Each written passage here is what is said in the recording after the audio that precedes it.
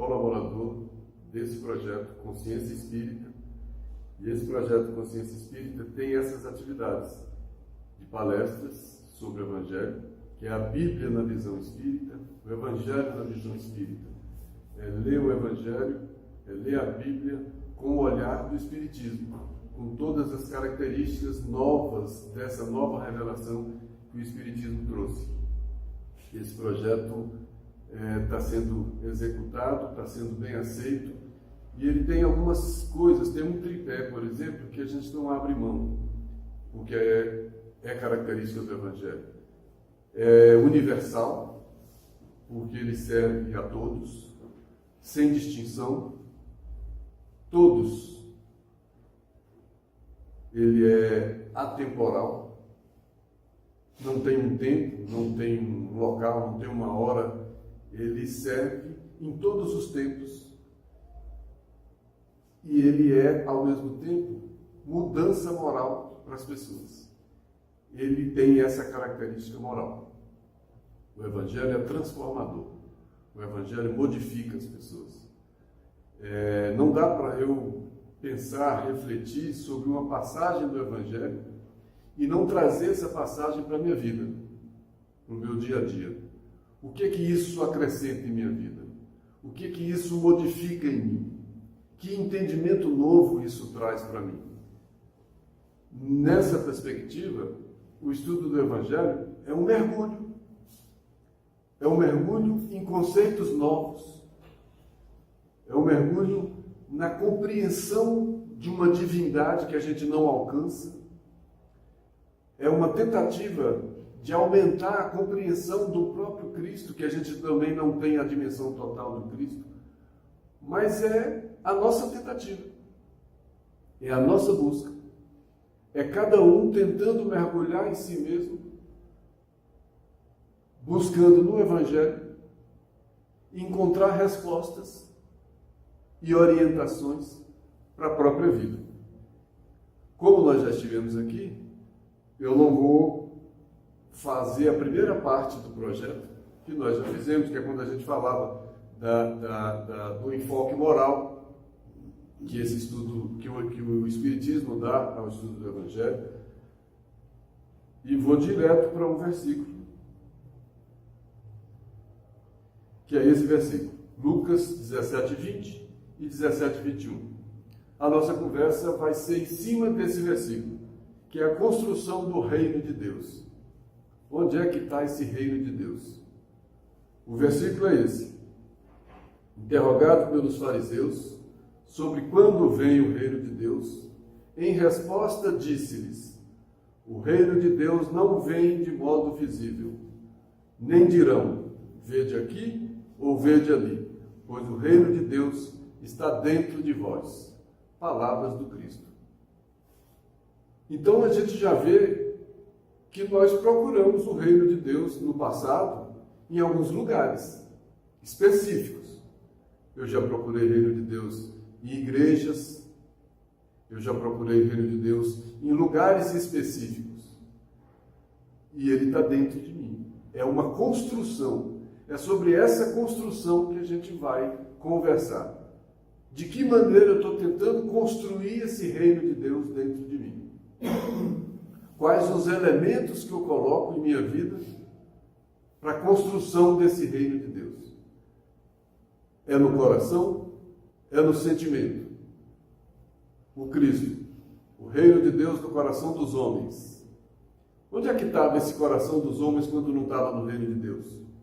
Estava no reino de si mesmo? No reino do orgulho? No reino da vaidade? No reino do egoísmo? É tudo para mim? É tudo como eu quero? Eu que sei de tudo? Olha que isso não é liberdade. Isso é escravidão. Meu coração não está livre. Meu coração está amarrado, está preso. Está preso em quê? Em mim mesmo.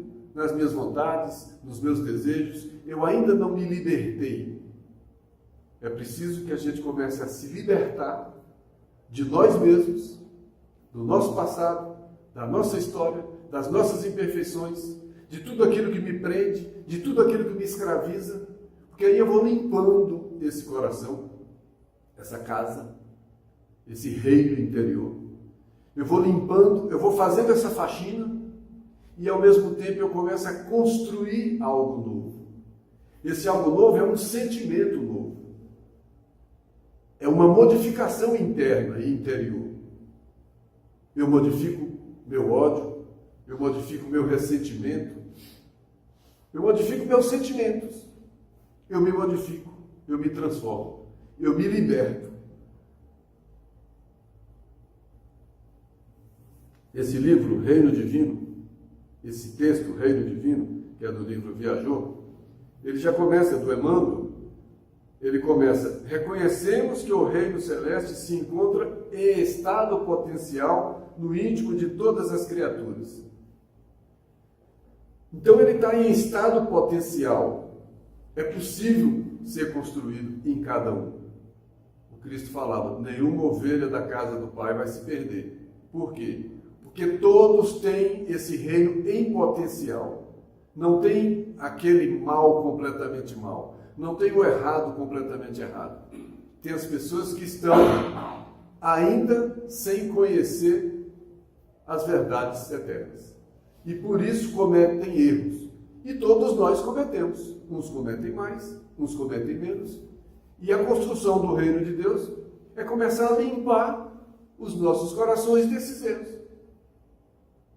Esses erros que me fazem sentir mal as coisas, me fazem pensar mal as coisas, me fazem agir mal sobre as coisas, porque eu estou ofuscado, eu estou embaçado por mim mesmo, por sentimentos velhos, pelo homem velho do Paulo de Tarso. É preciso trazer um homem novo. A construção do reino de Deus em nossos corações é trazer esse homem novo. Mas esse homem novo vem no lugar do velho. É preciso tirar esse homem velho, transformar esse homem velho. Por isso que o Paulo falava: quero fazer o bem, mas o mal está comigo. Ele já queria fazer coisas boas, mas ainda tinha coisas que faziam com que ele errasse. Todos nós temos isso. Qual de nós não quer fazer alguma coisa, já quer cometer coisas boas, e todo momento a gente escorrega em alguma coisa e fala: nossa, eu não podia ter feito isso. Por quê que eu pensei que eu não podia ter feito aquilo? Porque eu já queria ter feito melhor. Eu já tinha um desejo de fazer melhor. Por que eu não fiz o melhor então? Porque eu ainda não tinha o melhor dentro de mim. Dentro de mim eu ainda tinha um homem velho. E o homem velho me fez agir como um homem velho. E essa mudança, transformação do homem velho em homem novo, é a nossa luta. É essa construção que ele está falando. É a construção do reino de Deus em nossos corações. Esse é o combate do Paulo de Tarso. Esse é o nosso grande combate. A nossa redenção, a nossa elevação, a nossa iluminação. Mas ele está em potencial, porque todos podemos, no íntimo, no mais profundo de cada um, somente construindo em nós e desdobrando-o. O que será isso? Construir esse reino de novos conceitos, de novas verdades, de novos sentimentos dentro de mim e desdobrar. É multiplicar. É ir cada vez mais fundo dentro de mim, trazendo essas renovações. Não é trazer uma novidade para mim. É como se eu estivesse subindo em uma escada, eu subir um degrau da escada e parar. Não. É subir um, e subir outro, e subir outro. É uma escada sem fim. Essa escada não tem fim. Não tem um momento em que a gente para e fala: cheguei. Esse processo é infinito. A nossa transformação é permanente. A nossa luta é diária. A nossa construção desse reino em nossos corações é uma luta diária, sem trégua.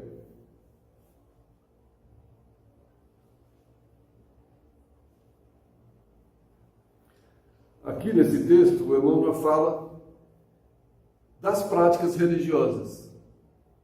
As religiões em si, essas religiões respeitáveis, todas elas tentam fazer o bem. Elas são sempre um valioso trabalho para que venhamos a desentranhá-lo. Então esse reino interior está entranhado, ele está embolado, ele está enrolado num monte de coisas. E ele dá nome a algumas dessas coisas. O que é que faz com que esse reino de Deus meu fique escondido? Ele fique embolado. Atrás de quê? Atrás da vaidade, atrás do orgulho, atrás da crueldade, do ódio, da indiferença, do egoísmo, da indisciplina, da inconformação, e por aí vai. Tem uma série de coisas e de sentimentos que estão dentro de mim que escondem o reino de Deus. Por isso que eu quero mudar e não mudo, porque eu não mudo o sentimento, eu mudo só o querer. Então não adianta eu querer se eu não fizer por onde, porque o sentimento está lá dentro de mim. Esses sentimentos estão dentro de mim. Como é que eu vou tirar o orgulho? É falar assim, orgulho sai e ele sai? Primeiro eu tenho que me conhecer. Eu tenho que reconhecer que eu tenho orgulho dentro de mim na base de quase tudo que eu faço. Mexeu com meu filho é diferente. O que é isso? Se não orgulho. Mexeu comigo é diferente. O que é isso se não orgulho? Ah, comigo primeiro. O que é isso se não egoísmo? E por aí vai. A vaidade. Vaidade física, vaidade intelectual, todo tipo de vaidade que a gente acha que o nosso é o melhor, que é o mais bonito. Essas coisas escondem esse reino de Deus dentro da gente. Porque ele é um sentimento. São sombras que nos envolvem o sentimento. O meu sentimento deixa de ser puro, deixa de ser limpo, deixa de ser leve, porque passa a ser um sentimento contaminado. Se o meu sentimento está contaminado pelo orgulho, eu vou pensar como um orgulhoso e vou agir como um orgulhoso. Então onde é que está o orgulho? Na minha ação? Não, está lá atrás. Está no sentimento que me fez sentir como orgulhoso, depois me fez pensar como orgulhoso, me fez agir como orgulhoso. Então eu tenho que mudar só a ação? Se eu mudar só a ação, eu não mudo lá dentro. Eu não construo o reino de Deus no meu interior, que está dentro de mim. Ele não está na minha ação. Na minha ação está a consequência desse reino que eu tenho aqui dentro. Para eu bater numa pessoa, o ato de bater, ele foi precedido de algumas coisas. Antes de levantar a mão, eu tive um sentimento de ódio. Se eu não tivesse esse sentimento de ódio, eu não teria batido. Então bater foi uma consequência. Eu bati porque eu senti o ódio. E o que me faz sentir o ódio? E o Emmanuel diz que as religiões ajudam isso.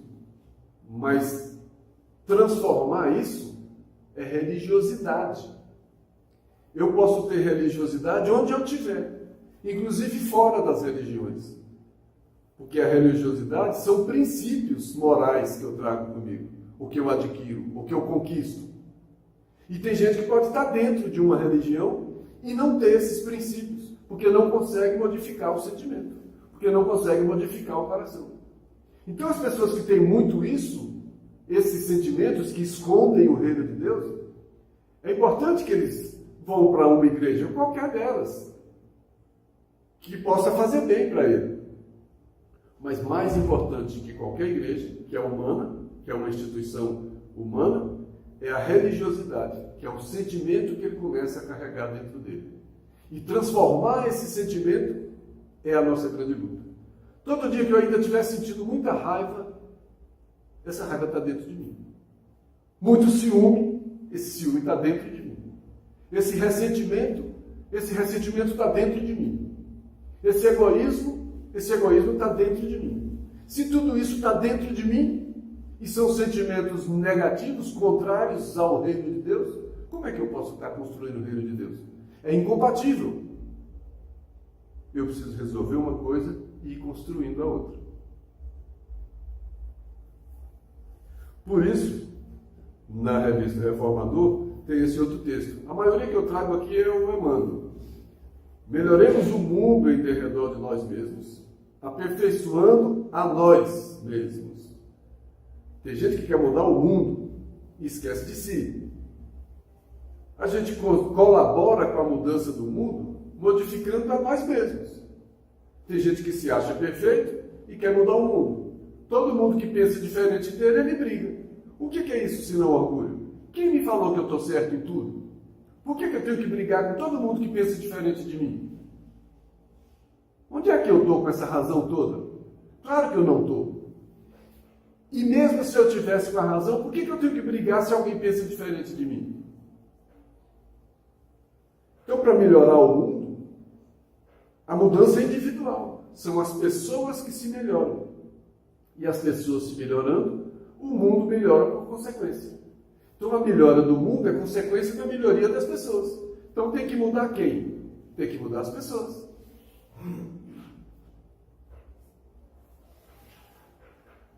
Olha que lindo.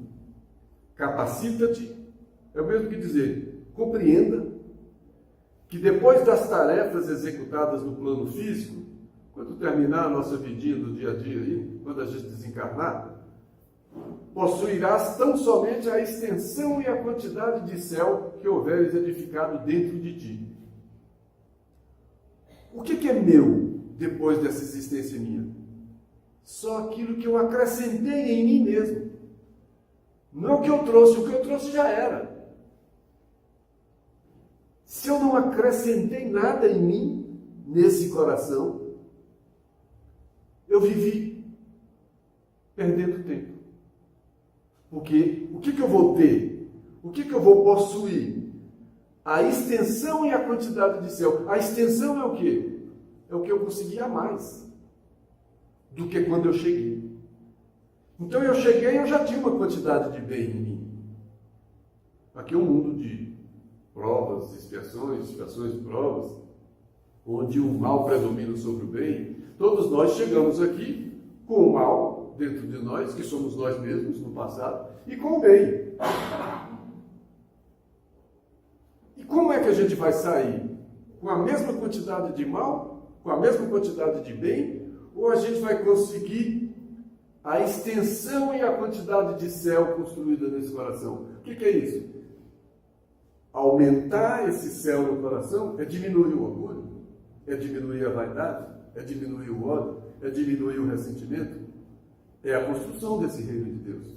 Então, o que eu vou levar quando eu terminar essa encarnação é o que eu fiz a mais do que o que eu já era. Se eu for embora como eu cheguei, eu não acrescentei nada. Eu vivi mais uma encarnação e saí igual eu cheguei. E muitos de nós, a maioria de nós, faz isso. A gente reencarna, sempre os mesmos, sem conseguir melhoras significativas. O que Emmanuel chama isso? Afogados na carne. Nós ficamos afogados na carne.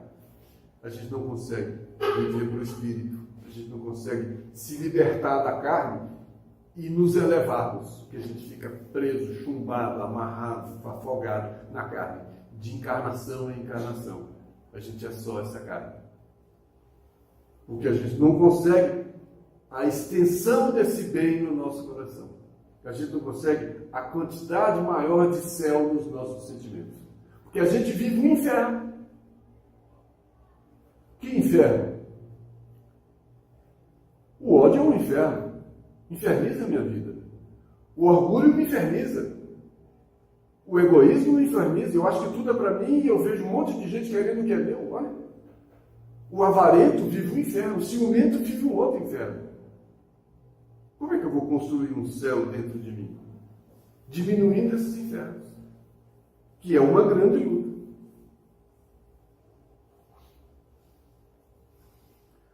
Esse outro texto, Casa Espiritual, está no livro Vinha de Luz, dessa coleção Fonte Viva. O que Emmanuel diz? Cada homem, esse texto é o texto base da nossa conversa hoje. Eu vou usar vários parágrafos desse texto hoje, porque ele faz uma comparação linda. Ele põe o nosso coração como uma casa espiritual. Nosso sentimento é uma casa espiritual. E nós não temos que construir o reino de Deus em nossos corações? Então, o reino de Deus em nossos corações é a nossa casa espiritual. E ele faz algumas comparações dessas casas. E a gente se situa e se encontra nessas casas. Ele diz, cada homem é uma casa espiritual, que deve estar por deliberação e esforço do morador. O que é deliberação e esforço do morador? Eu delibero, livre-arbítrio. Eu decido. Então, por minha decisão e por meu esforço, essa casa tem que estar em contínua modificação para melhor. Não dá para parar. Não dá para estacionar. Não dá para pensar que eu já estou bom. Não dá para pensar que eu estou pronto. Não dá para pensar que eu já resolvi. Eu tenho que deliberar. Diariamente, em cada minuto, eu tenho que decidir. O livre-arbítrio é isso, é eu decidir a cada minuto. Eu delibero em todos os minutos. E me esforço com esse combate. Vencer minhas imperfeições. Então eu tomo uma decisão a cada momento de lutar contra minhas imperfeições. Por isso eu delibero e esforço. Eu sou o morador de mim mesmo, da minha casa espiritual. Então eu cuido da minha casa espiritual. E é contínua modificação para melhor. Senão a casa fica velha. Senão a casa cai. Senão a casa apodrece. Senão a casa fica abandonada. E é nessa linha que ele vai. Não devemos pensar no Deus que concede, mas no Pai que educa. Nossas preces. Meu Deus, me dá isso. Meu Deus, me dá aquilo. Por que eu ganhei isso? Por que eu tive isso? Eu não queria isso, eu não queria aquilo. A gente não quer ouvir a Jesus. A gente quer falar para Jesus. A gente quer lamentar para Jesus. Falar o que eu quero. Então, minhas preces, eu chego com uma listinha e chego o dedo, fecho o olho e vou dizendo o que eu quero. O que eu quero é o que eu preciso. O que eu quero é o que vai me educar. Muitas vezes o que eu quero é o que vai me deseducar. Porque se eu quero sempre só para mim, se eu tiver sempre o que eu quero, eu vou continuar sempre egoísta. Às vezes eu preciso deixar de ganhar o que eu quero para perceber que o outro também precisa ganhar isso. Então esse pai que educa não é o pai que concede. Porque para educar muitas vezes tem que negar. Eu vou pedir na minha prece uma coisa e vou ganhar outra. Eu vou pedir na minha prece para eu ganhar na loto e vou ganhar mais trabalho. Por quê? Porque se eu pedisse para ganhar na loto e ganhasse, ele ia simplesmente me conceder. Mas se eu pedir para ganhar na loto e ganhar mais trabalho, é porque ele percebeu que o trabalho é que vai me educar. Que se eu ganhar na loto eu vou fazer um monte de besteira. E eu vou me deseducar. Então eu vou ganhar o quê? A educação. Aí eu posso entender que as coisas que acontecem comigo, mesmo contra a minha vontade, elas estão me educando. E eu me rebelo contra elas. Porque eu fico com raiva, porque eu não queria aquilo. Por que eu não quero aquilo? Porque eu não estou entendendo que aquilo me educa.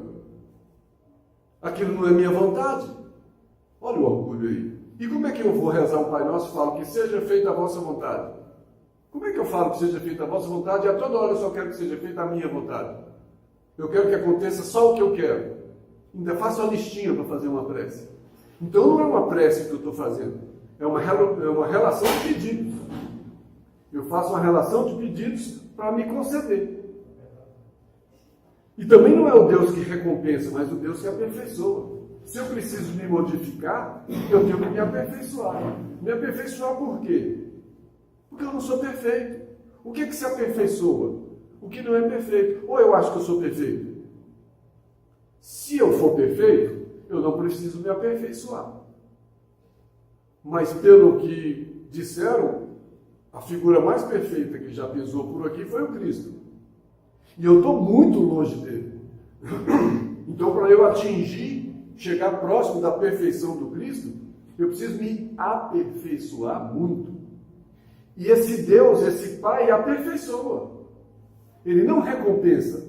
Eu vou fazer uma promessa e quero como recompensa isso. Não é assim a relação. Eu não vou fazer uma promessa e ganhar alguma coisa. Não dá para fazer negócio com Deus. Ele não recompensa. É lei. Ele aperfeiçoa. As coisas que eu faço têm consequência. Isso é a lei. Não é questão de recompensa. Se eu fiz o bem, eu vou receber o bem. Não é como recompensa. É porque está na lei. Se eu fizer o mal, eu recebo o mal, porque está na lei. Não tem um Deus me vigiando, agora você vai receber isso. Agora, não, é uma lei. Todos nós vivemos essa lei, independentemente de nossa vontade.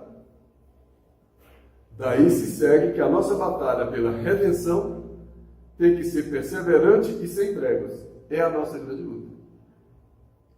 Redenção. Só se redime quem não é perfeito. O Cristo não precisava ser redimido. Quem precisa se redimir sou eu. Que eu tenho um monte de problemas. Eu tenho um monte de defeitos. Eu tenho um monte de coisas que escondem esse céu que eu tenho em potencial em meu coração. E essas coisas que escondem esse céu do meu coração, esses sentimentos do meu coração, são essas coisas que precisam ser aperfeiçoadas.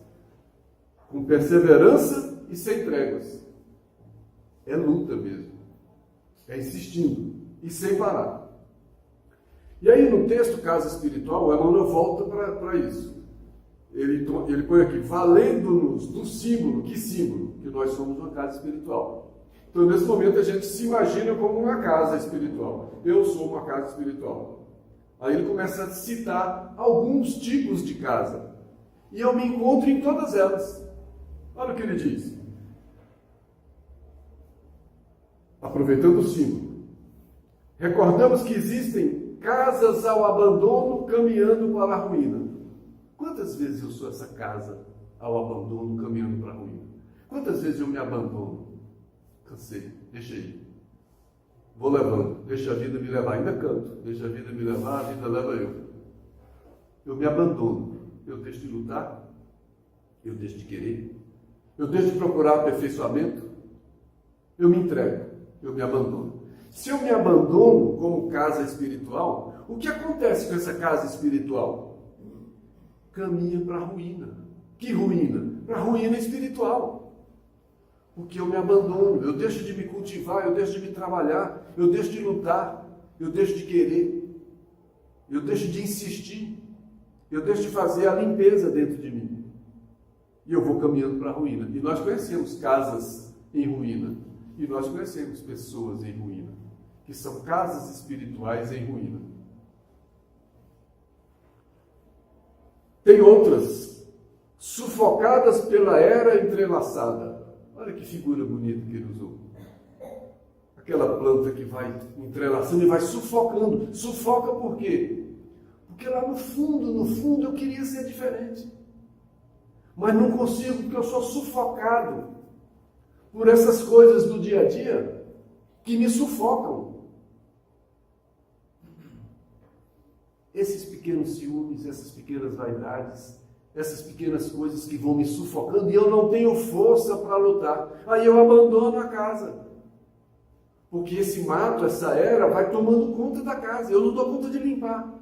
Eu não tenho força suficiente para manter a casa limpa, livre dessas plantas que vão... Quem não conhece essas casas abandonadas que começam a cair e começam essas plantas tomarem conta? Eu sou essa casa. Em alguns momentos, que eu não consigo fazer essa faxina, limpar isso. Isso vai me sufocando. Isso sufoca o quê? Aquele potencial que eu tenho lá dentro de mim, que todos nós temos esse potencial de construir o reino de Deus em nossos corações. Essa era, essa planta que vai me sufocando, sufoca esse potencial. E esse potencial fica lá dentro, abafado, escondido. E não brota. Porque está abafado por essa era, sufocado por essa era. E ele vai mais. Ou, aí já é outro tipo de casa, transformadas em redutos de seres traiçoeiros e venenosos da sombra. Quem não conhece essas casas abandonadas, que foram abandonadas pelo dono? Quem é o dono dessa casa espiritual aqui? Eu. Quando eu abandono essa casa é sufocada pela era. E depois quem vai habitar nessa casa abandonada? Seres traiçoeiros e venenosos da sombra. Eu estou construindo o reino de Deus dentro de mim? Se dentro de mim está tudo abandonado, sufocado por aquelas coisas da vida, e nascendo dentro de mim esses seres traiçoeiros e venenosos, que são esses sentimentos doentios que eu trago dentro de mim? Como é que eu posso estar construindo o reino de Deus se eu estou fazendo isso? Então eu sou essa casa também. Em que momento, é importante a gente pensar, em que momento eu sou cada casa dessa? Em que momento que eu me abandono? Em que momento que eu fico sufocado por essa era? Em que momento que eu fico sendo ocupado por seres traiçoeiros e venenosos? Em que momento que eu deixo esses seres entrarem nessa casa? Esses seres não podem morar nessa casa, porque essa casa não é a casa espiritual, não é o reino de Deus no coração dos homens. Como é que dentro do reino de Deus, dentro do coração dos homens, pode morar esses seres traiçoeiros e venenosos? Foi descuido meu. Eu não orei, eu não vigiei, eu não me transformei, eu abandonei a casa, eu abandonei a luta, fui sendo sufocado e esses seres começaram a me ocupar. As tentações. Esses seres traiçoeiros e venenosos são as nossas tentações que tomam conta da gente. E eles vão ocupando. E essas tentações fazem parte da gente, e a gente não consegue lutar contra elas. E ele continua. Mais um tipo de casa. Aparecem de quando em quando edificações relaxadas, cujos inquilinos jamais se animam em remover o lixo desprezível. Quantos momentos a gente está essa casa relaxada também, que não liga para nada? E o lixo vai se acumulando. Olha, a gente é um pouco de cada casa dessa em cada momento. Então isso tudo está longe do reino de Deus em nossos corações. Porque nesse reino de Deus não está no abandono. Esse reino de Deus não está sufocado pela era. Nesse reino de Deus não mora esses seres traiçoeiros. E não tem esse proprietário relaxado que não liga para nada. Que não remove o lixo. Qual é o lixo? O lixo de mim mesmo. O lixo do que eu penso. O lixo do que eu sinto. O lixo do que eu faço. O lixo do que eu falo. Aquela maldade que eu fiz mesmo sem querer. É um lixo meu. O que eu faço com aquele lixo? Eu deixo? Porque a gente não para de produzir lixo. Nós não somos perfeitos. Continuamos produzindo nossas imperfeições.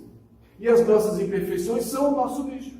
Se eu não recolho e não jogo fora o lixo das minhas imperfeições que moram dentro da minha casa, esse lixo toma conta da minha casa. Minha casa vira um lixo.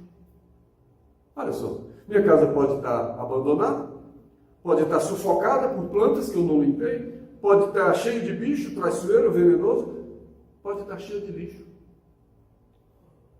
E é aí que eu preciso construir o reino de Deus. E ele vai mais longe. Tem moradias fantasiosas. Quantos de nós não acreditamos em fantasias, às vezes? Que a gente acha isso, acha aquilo, acha que está uma maravilha, acha que está... né? Que por fora está bonito e por dentro está podre. Olha os túmulos caiados do Evangelho. Caiados por fora e podres por dentro. Quantas vezes a gente está só com a fachada bonitinha? É uma fantasia. Eu acho que eu estou bem, mas eu não faço o que ele conhece a ti mesmo. Como eu não faço o que ele conhece a ti mesmo, eu não me conheço. Como eu não me conheço, eu vivo uma fantasia. Ilusão. Acho que está bem. Acho que estou bem. E não estou. Porque por dentro eu estou cheio daqueles bichos, eu estou cheio daquelas coisas, eu estou cheio de lixo. Por dentro eu sou tudo aquilo. Mas por fora eu sou essa fantasia. Eu só vejo a casca. Quantos de nós só cuida da casca? Quantos de nós está podre por dentro, mas está com a roupa nova? Não que tenha problema ter uma roupa nova. Não é esse. Não é essa a questão. A questão é dar a César o que é de César e dar a Deus o que é de Deus. O Espírito é de Deus e é eterno. E o que eu estou dando para ele? Que sou eu. O corpo é meu, o Espírito sou eu. E a gente pensa o contrário. A gente pensa que eu sou o corpo e o Espírito é meu. Não. O Espírito não é meu. O corpo é que é meu. O Espírito sou eu. O corpo é meu por enquanto, é um empréstimo. O Espírito sou eu, permanente. Já, esse Espírito, esse corpo que me emprestaram, vai desmanchar. vai ficar por aí, vai desmanchar. E eu permaneço. Quantas casas penhoradas por hipotecas, vendidas por sonhos, por ilusões, eu troco minha moral, minha conduta, por coisas desnecessárias. Eu hipoteco a mim mesmo. São raras, por último, que ele fala, são raras as residências completamente livres. Qual é a residência livre?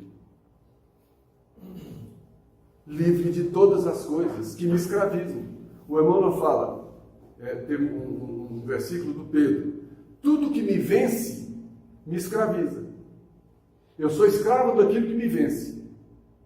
A preguiça me vence, eu sou escravo da preguiça. Então eu não tenho liberdade, porque eu sou escravo dela. Por que eu não fiz isso e aquilo? Porque a preguiça não me deixou estudar, porque a preguiça não me deixou fazer um concurso, porque a preguiça não me deixou fazer isso e aquilo. Então eu fui escravo da preguiça. Eu não me libertei dela. Do ódio, do ciúme, de todos aqueles sentimentos que a gente estava falando. Se esses sentimentos me vencem, eles me escravizam. Se eu sou vencido pelo ódio, eu não consigo me libertar do ódio, eu estou toda hora irado, cheio de ódio, brigando com tudo e todos. Esse ódio está me vencendo. Então eu sou escravo dele. Se eu sou escravo dele, eu não tenho liberdade. Eu não vivo sem esse ódio. Esse ódio mora dentro de mim, nessa minha casa. Por isso essas residências completamente livres são difíceis. Tem uma residência completamente livre. O Cristo, quando ele chegou, ele estava caminhando, fazendo suas pregações, final de tarde, com todo mundo lá com fome, os discípulos com fome, foram até uma cidade, uma vila lá por perto, pegaram uma comida para o Cristo comer. E foram dar comida para ele, ele não. Minha comida é fazer eu a vontade do Pai e cumprir a sua obra. Ele estava escravo de quê ali? De nada. Porque ele falou que a comida, o que ele mais precisava, era fazer a vontade do Pai. Pergunta para qualquer um de nós. O que eu vou dizer? O que eu mais quero? É um carro? É uma casa? É um dinheiro? É isso? É aquilo? É aquilo? Nada é a vontade do Pai. Eu não estou livre das coisas do mundo. Eu ainda estou preso a todos esses desejos. Não que seja negativo ter desejos. O problema é ficar preso a eles. É ser escravo deles. Eu posso trabalhar, eu preciso trabalhar. Olha, dá a César o que é de César, dá a Deus o que é de Deus. Eu preciso trabalhar, eu preciso comprar as coisas, eu preciso ter casa, eu preciso ter tudo. Eu só não posso ser escravo disso. Porque se isso me vence, me escraviza. E se eu for escravo disso, eu não vou conseguir viver o outro lado, que é o lado do Espírito. E os homens andavam para lá e para cá, e não tinham tempo para comer. Outra palavra do Cristo. Como os homens andavam para lá e para cá e não tinham tempo para comer? Nós, para lá e para cá nessa vida, corre para aqui, corre para ali, faz isso, faz aquilo, e não tem tempo de ver o pão espiritual. Porque a gente está escravizado a esse mundo terreno. Aí eles falam, tem o voo do Espírito. A liberdade dá ao Espírito a capacidade de sobrevoar as questões do mundo. Quem não tem essa liberdade não aguenta o menor sofrimento. Sucumbe ao sofrimento. Não supera o sofrimento. Porque está afogado nele. Quem consegue elevar o Espírito um pouquinho, vê o sofrimento de cima para baixo. Eu estou acima desse sofrimento. Esse sofrimento é humano. Eu sou eterno. O Cristo conseguia fazer tudo isso e ensinando para a gente. Conhecereis a verdade vos libertará. O que é isso? Conhecereis essa verdade da vida eterna e a verdade da vida eterna vai me libertar da escravidão do mundo. Aí eu não sou mais escravo das coisas do mundo. Eu vivo o mundo sem ser do mundo. Eu trabalho, eu vivo normalmente, eu quero tudo, mas não sou escravo dessas coisas. Tem gente que é escravo de um celular. Tem gente que é escravo de um carro. Tem gente que é escravo de uma cachaça. Tem gente que é escravo de droga.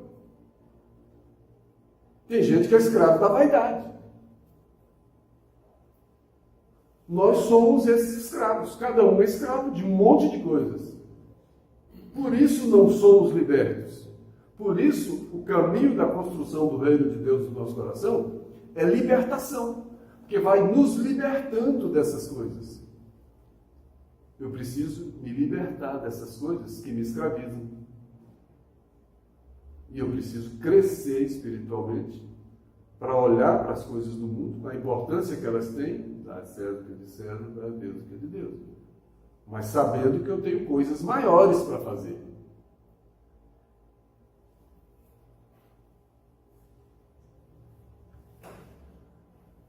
Também o Emmanuel, no livro Pensamento e Vida, um texto sobre trabalho, que ele diz: hoje sabemos que a lei do trabalho é roteiro de justa emancipação. Emancipação é a libertação. Então o trabalho liberta. Que trabalho que liberta? É só eu ir bater o ponto que me liberta? Não. É o trabalho espiritual. É o trabalho de construção do reino de Deus no meu coração que me liberta. Porque eu vou tirando essas outras coisas de dentro de mim. Às vezes tem gente que não precisa nem necessariamente estar trabalhando formalmente no mundo, batendo ponto, assinando ponto, etc. Mas faz o trabalho interior. Esse consegue a emancipação. É desse trabalho que ele está falando. Não é só o trabalho nosso do dia a dia. Esse também é importante, claro. Mas o grande trabalho que liberta é o trabalho espiritual. É a conscientização de nós mesmos que nós precisamos nos melhorar. Mas melhorar de quê? Eu preciso me conhecer. Conhece-te a ti mesmo. Então eu preciso mergulhar dentro de mim e encontrar em mim aquelas coisas que eu não quero mais ter. E começar a lutar comigo mesmo. Olha que grande combate. Eu começo a lutar comigo mesmo para me libertar dessas coisas. É difícil. Quem fuma é escravo do cigarro. O cigarro vence a pessoa. Eu quero me libertar desse vício? Esse vício me escraviza. Eu quero me libertar? Eu acho que isso é escravidão ou não? Quando eu paro de fumar, eu sofro. Quando eu paro de fumar, eu fico irritado, eu brigo, eu xingo. Ele muda a minha vida. Está me escravizando. Eu quero me libertar disso? Eu brigo com todo mundo. Não pode olhar para mim que eu brigo. Então eu sou escravo desse homem. Eu quero me libertar desse homem. O que eu preciso fazer?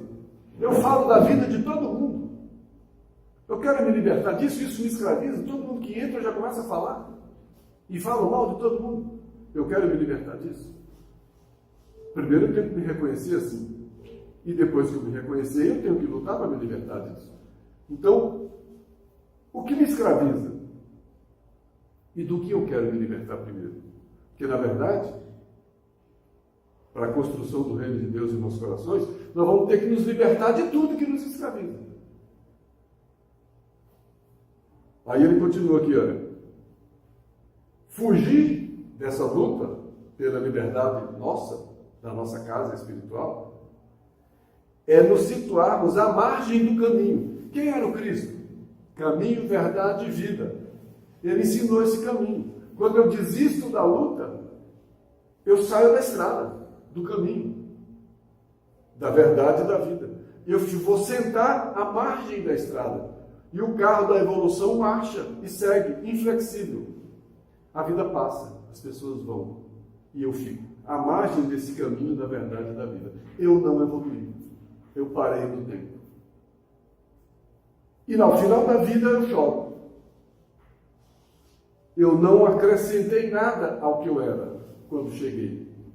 Então o que eu vou levar? No texto anterior, o Emmanuel tinha dito que a gente só leva a extensão das nossas construções. Eu só vou levar aquilo que eu construí.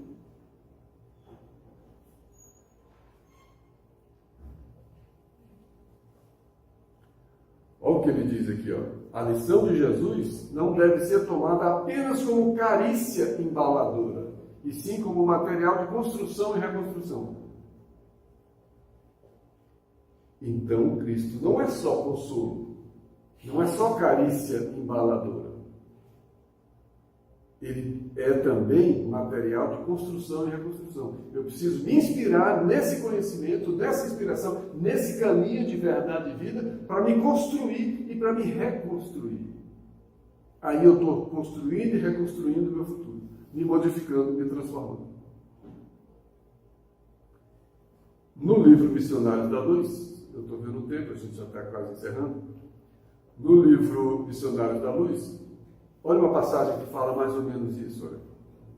Mas aí o Emmanuel diz, passa essa competência ao Espiritismo. Ao Espiritismo cristão cabe, atualmente no mundo, grandiosa e sublime tarefa. Então nós, espíritas, temos essa grandiosa e sublime tarefa. Qual tarefa que é essa? Não basta definir o Espiritismo com essas características importantíssimas, veneráveis, fundamentais de Consolador. É importante reconhecer o Espiritismo como Consolador da humanidade, mas é preciso também revelar no Espiritismo a feição de movimento libertador de consciências e corações. O Espiritismo não é o Evangelho de vivo? Nós não estamos estudando a Bíblia e o Evangelho à luz da doutrina espírita? É essa doutrina espírita que quer libertar e que precisa libertar. Libertar é o quê? Como é que eu posso ser espírita 5, 10, 20 anos, 30 anos e ser a mesma pessoa?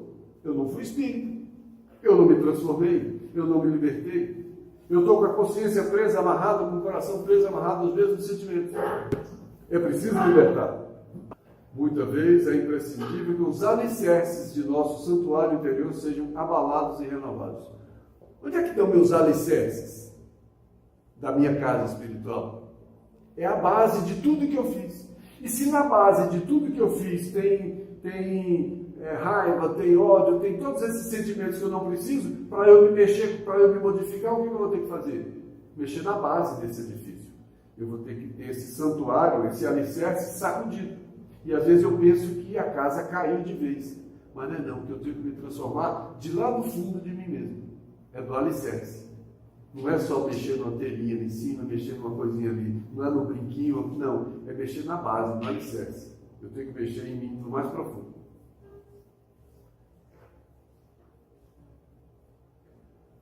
E para encerrar, o Paulo de Tarso deixa para a gente essa responsabilidade. Olha um versículo de uma carta aos Romanos. E o Deus de paz esmagará em breve a Satanás debaixo de vossos pés. A luta do bem e do mal vai ser vencida por mim mesmo. Porque a luta do bem e do mal em mim é vencida por mim. O Deus de paz, o bem, esmagará em breve a Satanás, o mal, debaixo dos vossos pés, debaixo da minha luta. Eu, com os meus pés, vou vencer o mal de dentro de mim. O que eu estou fazendo? Construindo o reino de Deus em meu coração. Onde está o reino de Deus? Aqui e ali? Não, o reino de Deus não vem de forma visível. O reino de Deus está dentro de vós. Onde é que está esse dentro de vós? A luta do bem e do mal dentro de mim. E eu que tenho que vencer essa luta, porque é debaixo dos meus pés. E quando a criatura, pela própria dedicação ao trabalho iluminativo, que é esse trabalho que liberta, se entregar ao Pai sem reservas, entendendo a vontade do Pai, com esquecimento do velho egoísmo, atingirá a vitória sublime, que é a construção do reino de Deus em nossos corações. Era o que eu tinha. Agradeço mais uma vez a oportunidade. É uma reflexão, né? E devolvo aí para vocês.